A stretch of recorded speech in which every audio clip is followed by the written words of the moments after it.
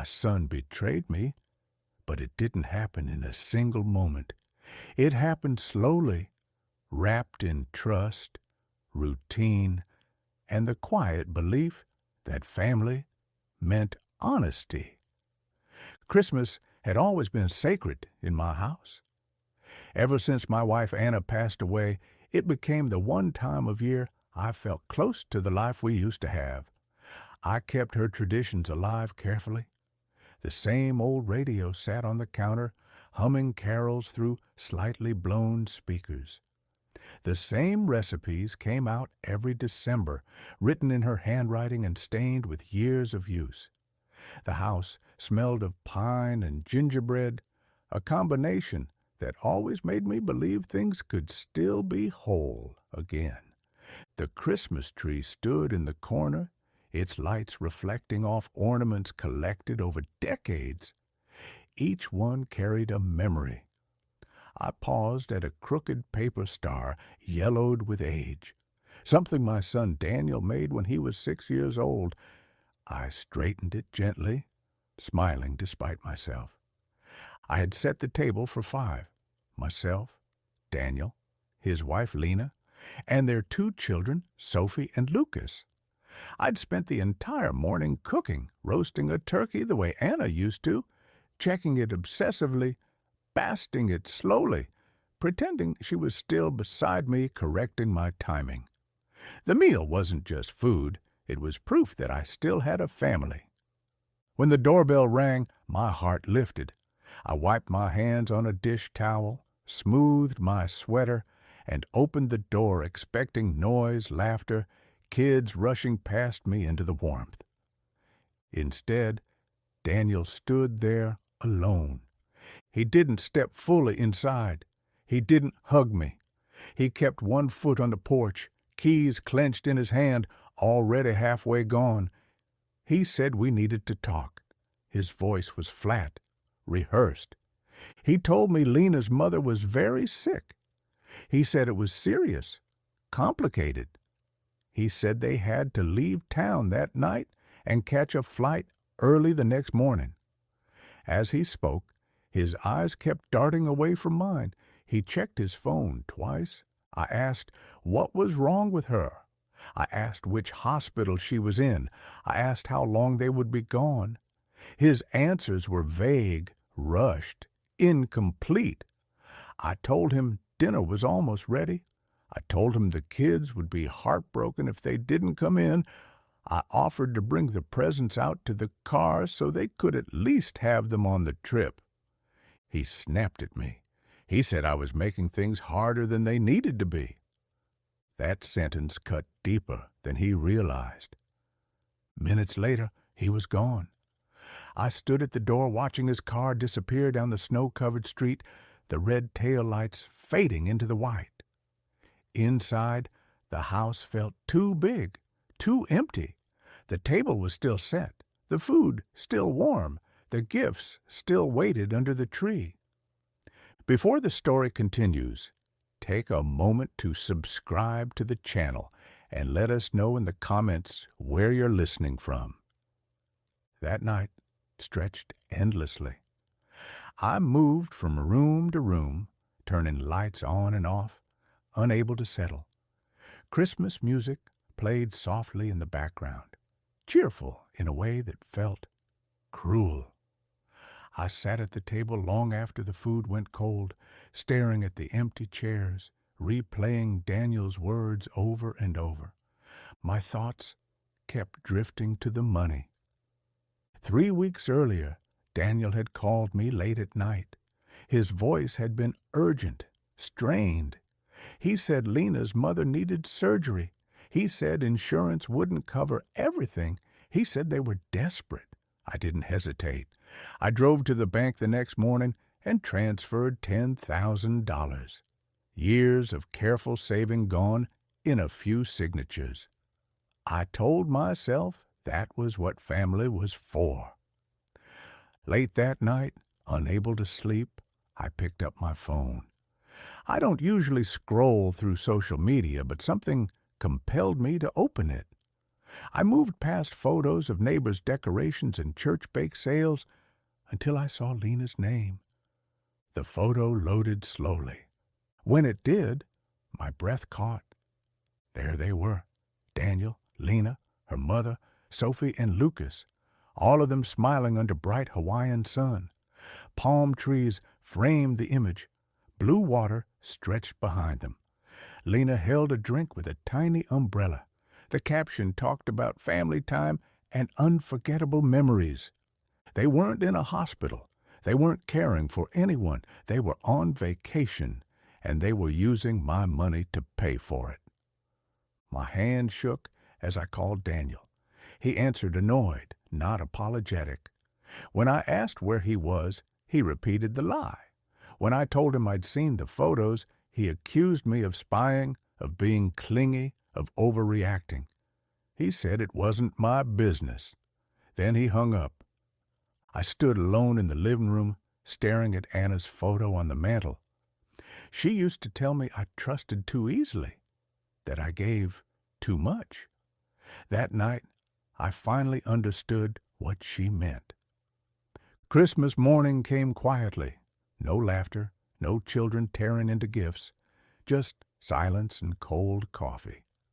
I found the bank receipt again, folded and refolded from nervous fingers. $10,000 transferred directly to my son. I replayed his frantic phone call in my head, his urgency, his guilt disguised as worry. That was the moment anger faded into something colder and clearer. Later that day, my neighbor Margaret knocked on the door. She brought cookies, smiling at first until she saw my face. When I told her everything, she listened without interrupting. When I finished, she told me she had been a lawyer once. She told me kindness didn't mean allowing yourself to be used. That was where everything began to change. Margaret didn't rush me. She sat at my kitchen table, the cookies untouched between us, and waited until the silence settled. Then she spoke calmly, the way someone does when they've seen situations like this before. She explained that the money I transferred wasn't a gift. It was given under false pretenses. That mattered. She told me the joint account I shared with Daniel could be frozen immediately, at least temporarily, to prevent further damage. The idea felt drastic, almost disloyal, but something inside me knew she was right. Loyalty had already been broken. I was just acknowledging it. That afternoon, with Margaret's guidance, I contacted an attorney she trusted. Gathering documents felt surreal. Bank receipts, transfer confirmations, text messages, proof of my own naivety laid out in neat stacks on the table. Each piece of paper felt heavier than the last. By evening, the account was frozen. The phone call started almost immediately. Daniel called first, his voice sharp, angry, demanding to know what I had done. He accused me of trying to control him. He accused me of embarrassing him. He accused me of choosing money over family. I listened without interrupting. When he finished, I told him simply that he had lied to me. That ended the call. Then Lena called. Her voice was cold, controlled, sharper than Daniel's. She told me I was hurting the children. She said Sophie was crying because of me. She said Lucas didn't understand why his grandfather was being cruel. Then she delivered the threat she knew would hurt the most. She said I would never see my grandchildren again. When the call ended, I sat in silence for a long time. That threat echoed in my chest. Losing Daniel was one thing. Losing my grandchildren felt unbearable. For the first time since this began, doubt crept in. The next morning, the situation exploded online. Lena posted vague messages about betrayal, cruelty, and family being torn apart by selfishness. She never named me, but she didn't have to. People knew, friends commented with sympathy. Strangers chimed in with encouragement. Some of them were people I had known for years. My phone rang repeatedly. Some friends asked questions carefully. Others avoided the topic altogether. A few believed her version without asking for mine. Walking through town felt different. Conversations hushed when I entered a room. Smiles felt strained. I had never felt so exposed. Margaret met me at a small cafe downtown. She listened as I described the posts, the comments, the way the town seemed to tilt against me. She didn't look surprised. She told me not to respond, not online, not publicly. She said facts don't fight rumors, they outlast them. She told me to let the process work.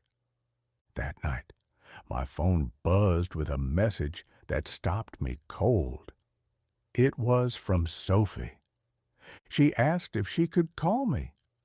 When I answered, her voice was small, confused, and careful, as if she was afraid of saying the wrong thing. She asked why her parents were fighting with me. She asked why everyone seemed so angry.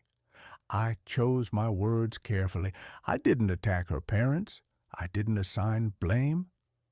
I told her the truth gently, that a lie had been told, that money had been used the wrong way, that sometimes adults make bad choices. She listened quietly. Then she said she loved me. She said she missed me. When the call ended, I sat holding the phone long after the screen went dark. Whatever happened next, I knew one thing for certain. I wasn't doing this out of spite. I was doing it to protect what mattered. Margaret called the next morning with a plan that would change everything. She came over later that day, her coat still dusted with snow, her expression serious but steady. She laid everything out carefully, step by step, making sure I understood what came next. The frozen account was only the beginning. What Daniel and Lena had done met the definition of fraud. The money had been given for medical treatment under false pretenses. There was documentation. There was proof. She told me the next step was filing a lawsuit. The word made my stomach tighten. I never imagined I would take legal action against my own son. Even after everything, the idea felt heavy. But Margaret reminded me that accountability wasn't cruelty. It was a boundary. That afternoon I sat in a small law office that smelled faintly of old paper and burnt coffee. The attorney reviewed everything quietly, his pen scratching notes as I spoke. He asked precise questions. Dates, amounts, messages. When I finished, he looked up and said, I had a strong case. The paperwork took less time than I expected. Signing my name felt strange, like closing a door I had kept open my entire life. When it was done, the attorney told me the lawsuit would be filed immediately. Daniel and Lena would be formally notified. As I left the office, I felt numb rather than relieved. The street outside bustled with people going about their day, unaware that my world had shifted again. The next morning, the local newspaper ran the story. The headline didn't use my name, but the facts were unmistakable. An elderly father misled. Money taken for a fabricated medical emergency. A luxury vacation revealed through social media. The article was thorough, careful, and devastating. The reaction was immediate. Phones rang. Messages arrived.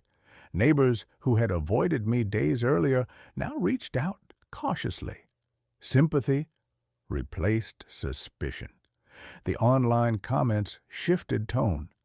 The narrative Lena had built began to collapse under the weight of facts. That evening, there was a knock at my door. Daniel and Lena stood on the porch, exhausted, shaken, stripped of the confidence they'd carried before. No children with them, no anger, just fear and regret. Inside, they apologized.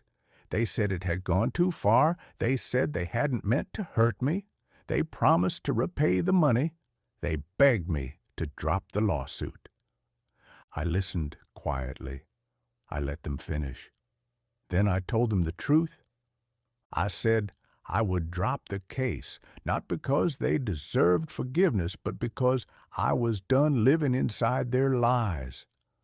I told them trust wasn't something that could be repaired with money.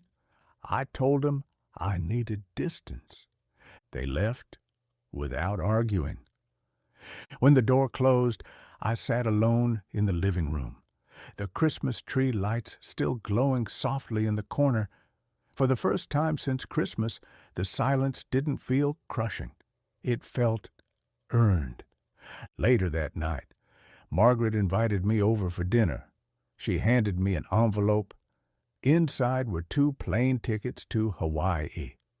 She said sometimes closure looks like choosing yourself.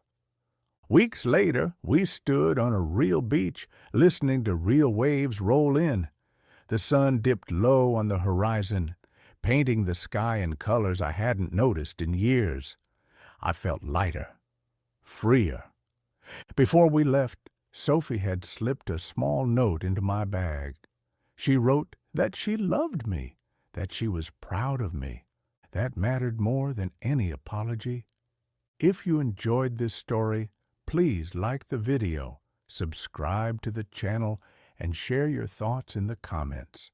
Click the box on the screen to listen to the next story. Thank you for listening.